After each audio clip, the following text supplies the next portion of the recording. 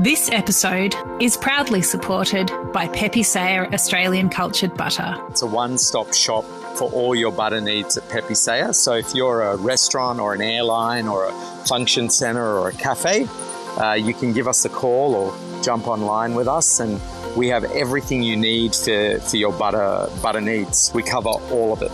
The biggest one for me is the little logs that we make that you can cut down and put a little Pepe Sayer tab on it. Also the 15-gram portions, but we also do blocks. And in the blocks, so we do 25 kilo or 20 kilo, but we also do a 2 kilo.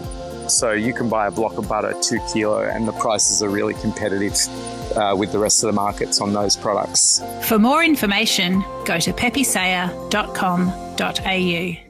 For 30 dishes, you could go to your local farmer's market or to the supermarket, and you can cook that dish and still have an impact on the planet through either reducing waste or mostly adapting to using seasonal produce at their prime and how to do that. One of the great things about doing your own podcast is that you can pretty much do whatever you like. And when we came up with the idea for Dirty Linen, it was always about telling stories, about elevating people who perhaps don't have a platform to get their message out there, to tell their story, to share their truth. And I suppose with this next series, we are taking that one step further by handing over the podcast to one of my favourite people in food and in the world, Jo Barrett. Jo is an incredible chef. She's a sustainability advocate, action person, and she has just released a book called Sustain, which brings all her energy, intelligence, and creativity together in one volume. So what I'm going to do for the next week is hand the podcast over to Jo so that she can interview some of the people who are doing the most interesting things in and around sustainability that she knows. I can't wait to hand over the conversation to her. Before she gets off and running with her guests, I thought it was only right that Jo and I catch up for a chat to frame what is coming. Jo, welcome to Dirty Linen. Wow, can't believe I've got this opportunity. Thank you, Dani. Well, I can't think of a better person to try something new on Dirty Linen with. And, you know, when I've known about this book for a while. I've been fortunate enough to write the foreword for it. So I've had a bit of a preview and I know what an important book it is. I just thought it's such an important book and such a potential game changer that it didn't seem enough to just have you on for a chat. I really wanted to let the listeners get inside your mind, see the world the way you do. And I thought, what better way than asking you to extend an invitation to some people that you think are doing amazing things. So thank you for coming along this ride with us. Oh, thank you. That's such lovely things to say. Thank you. I'm really excited. I've got some cool ideas and some amazing people lined up. So, Jo, a lot of people listening to this podcast will already have some awareness of you and what you do. But for those who perhaps haven't encountered you, they're coming to you fresh. How do you describe yourself? I guess, I've got a restaurant in Lorne called Little Picket, which is just a community space. It's located in the Lorne Bowls Club. And I would just say that I'm a chef who is interested in local food and local community. I spent a bit of time at Future Food System with Joost Bakker and Matt Stone, which was a kind of a social experiment, I guess, which was a house in Federation Square that grew all its own food and produced all its own power.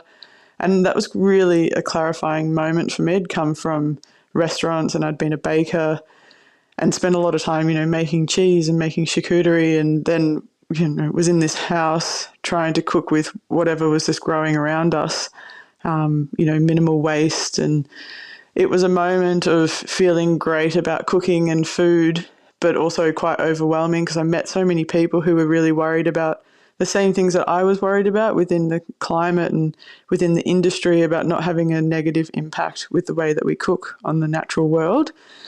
And I guess I've taken what I've learnt there and then realised that, to make a difference in the world, it all came back to cooking and all came back to cooking skills.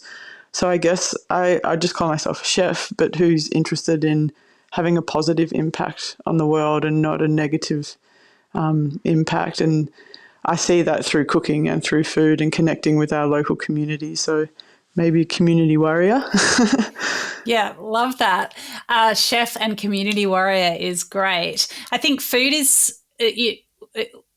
can be such a problem. You know, we hear about food waste. We hear about chemicals that are used to grow food. We hear about problems with supply chains, you know, farmers who are not being paid properly, or perhaps supermarket workers who are getting shouted at. Like, the food can seem like a site of real problems. It's also something that we all need to engage with. I suppose for me, food always seems like a place where hope can live, because we all do have to engage with it. As much as there are problems associated with it, change is within it, each of our grasp. Yeah, well, I guess, we all eat, but also it's the biggest common denominator for all of us is food, and at varying levels, but especially within the industry, food is our life. And I think it's come to a point of, where do we really prioritize food as nourishment and food as community? And I find, at the moment, the food system is really damaging, and you can see that through when we have crazy weather events, how it impacts the food system, but how disconnected we've come with that, with people, popping off about the prices of lettuce and potatoes disappearing. But we've become so disconnected that we've stopped prioritizing it, and it can actually be the solution as well. So I think that's why I think this is a moment it's quite exciting, and writing Sustain was my way of, I don't want to shove sustainability down anyone's throats, but it's exciting that we could make a big difference just by cooking and by the way we eat. And I just want to share what I've learned and my experiences that might help people, because I found that we all have the same questions. So I just wanted to contribute, I guess, to that thought pattern, or the idea of that food could be the thing that is a positive change, not the negative. So tell us about the structure of the book, because it's really not a normal cookbook. So it's 30 dishes that you could cook any day of the week. And I really, there's so much beauty in process, and writing the book, I wasn't sure if I wanted it to be a really technical cookbook, but then I really wanted everyone to be able to get involved and have a go at cooking some of the recipes. So the 30 dishes, you could go to your local farmer's market or to the supermarket, and you can cook that dish and still have an impact on the planet through either reducing waste or mostly adapting to using seasonal produce at their prime, and how to do that. Then once you kind of get an idea and you think, oh, that dish I could do that again, then it's a bit of a choose your own adventure into those recipes being made up of 50 skill builder recipes. And they're probably the real key to sustainable cooking. So fermenting, preserving, capturing abundance, building a pantry, maybe using some invasive species that you haven't used before. And those kind of skills will give you the ultimate freedom to become creative once you've mastered them, and you can just take one at a time. So then when you go to a farmer's market, you don't necessarily have to grow the food, but you might choose, a cabbage over a tomato that's in season, and then make sauerkraut. And then instead of just having sauerkraut in a sandwich, you might make a rooster broth and use the sauerkraut in that to make a delicious soup. So it's kind of a way that you could reverse the book, either make the dish, make the skill builder, and then make a recipe from that skill builder. Wow. It's great because, I love it because it's very actionable. Like, you can go, pretty deep and really upskill and start fermenting and preserving. You talk people through, preserving foods, like sterilizing jars, all that sort of stuff. Or it and I suppose it's also a mindset shift that you're asking people to go along. Yeah, definitely. And, some of the things often seem a little bit daunting or a bit overwhelming, especially when you're starting to preserve or ferment, or maybe you want to try your hand at charcuterie, but you're like really frightened that you might kill yourself by making a fermented cured meat dish. But there's some really entry level recipes in there where maybe you make some andouille and you just cure it in the fridge overnight, and or if, for 2 weeks, and you get your introduction into what charcuterie might be like, and then you could choose to maybe, try a different type of charcuterie, but just giving people at least their foot in the door to try and get a result, and then you can go on your own journey to learn a new skill. But I just find my experience with Future Food System and having so many restrictions, which I thought were restrictions at the time, that it all came back to cooking skills, and then it actually led to the ultimate creativity. And it was hard. I just want people to experience that. And I thought by sharing skills and recipes that people might get that feeling.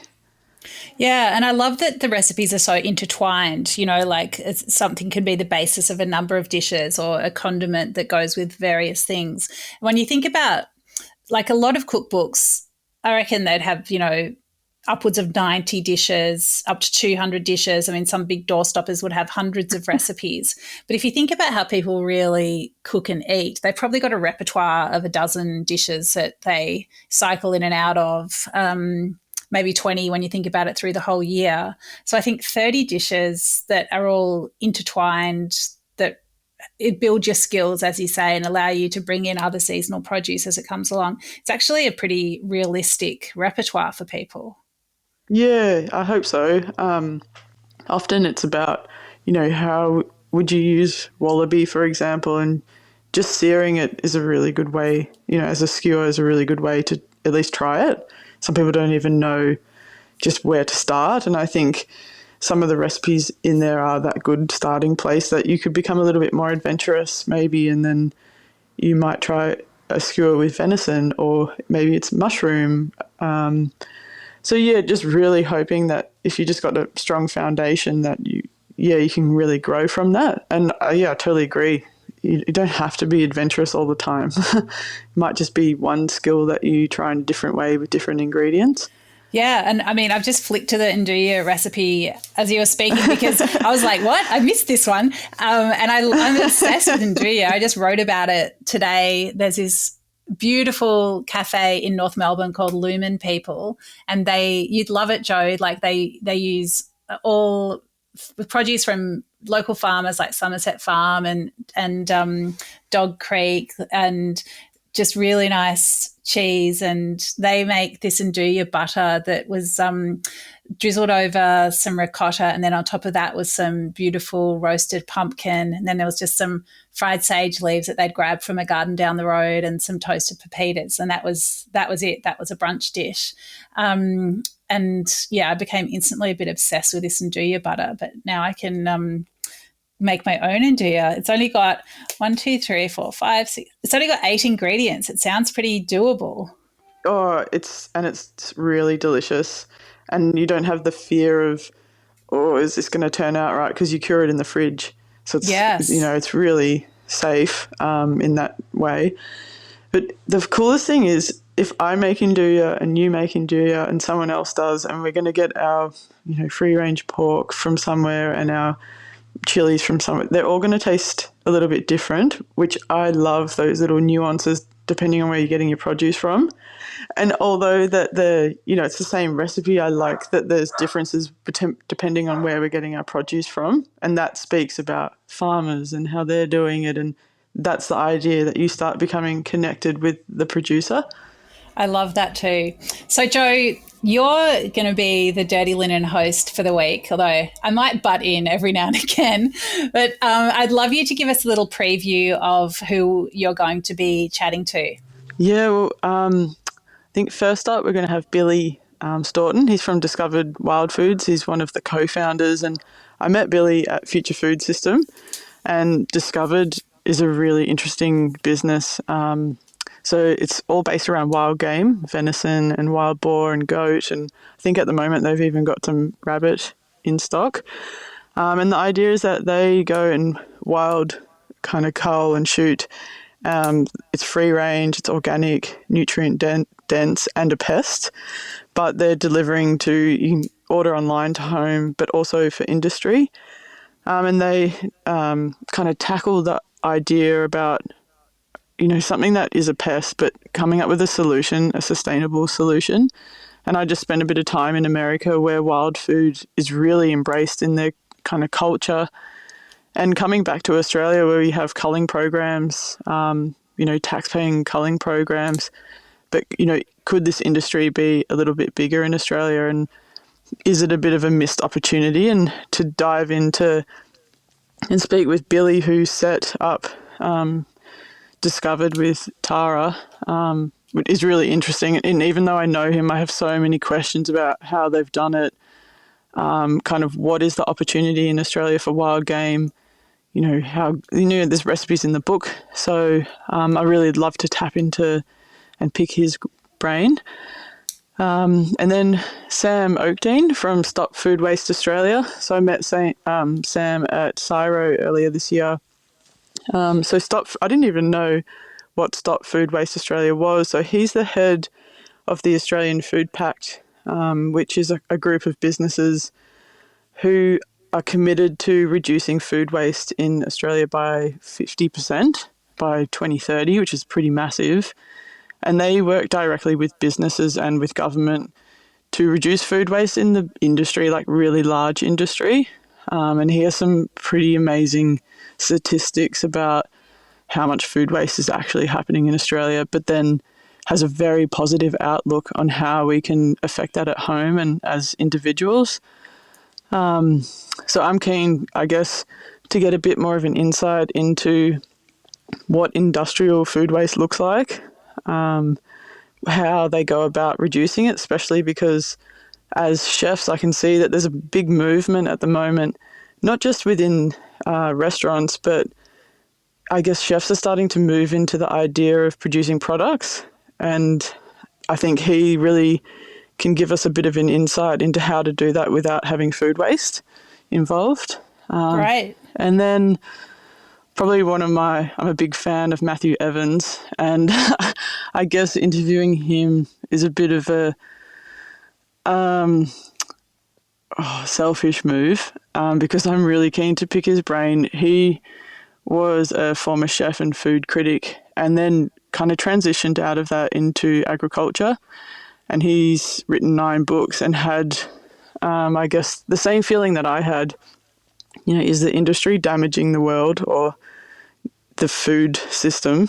And he moved into agriculture to try and, I guess, do better and be a part of it. And I'm really interested in that. So I'd love to find out how that transition went for him. And now he has the Fat Pig Farm, which is in quotes, a soil to stomach regenerative farm. And I'm pretty keen to see how, can we connect with soil and food and have a restaurant and still do good for the planet?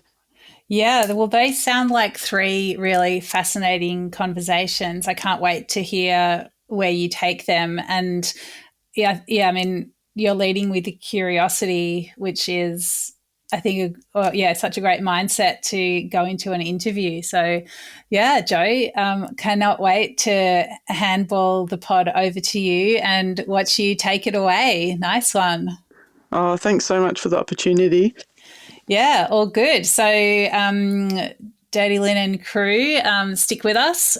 We will be handing Dirty Linen over to Jo Barrett for the week for 3 incredible conversations. I feel like we're all going to come away feeling like there is a lot we can do. This is going to be pretty empowering chats, I reckon, just like your book is, Jo. So look out for Jo Barrett's Sustain and look out for our Jo Barrett podcast series on Dirty Linen.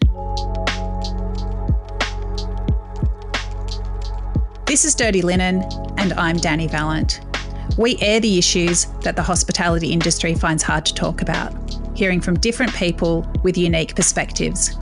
We want to hear from you as well. If you have something that needs to be said about a topic, get in touch so we can include your perspective. Contact us at dirtyLinen@deepintheweeds.com.au or hit us up on Insta at Dirty Linen Podcast. We can't wait to hear from you. This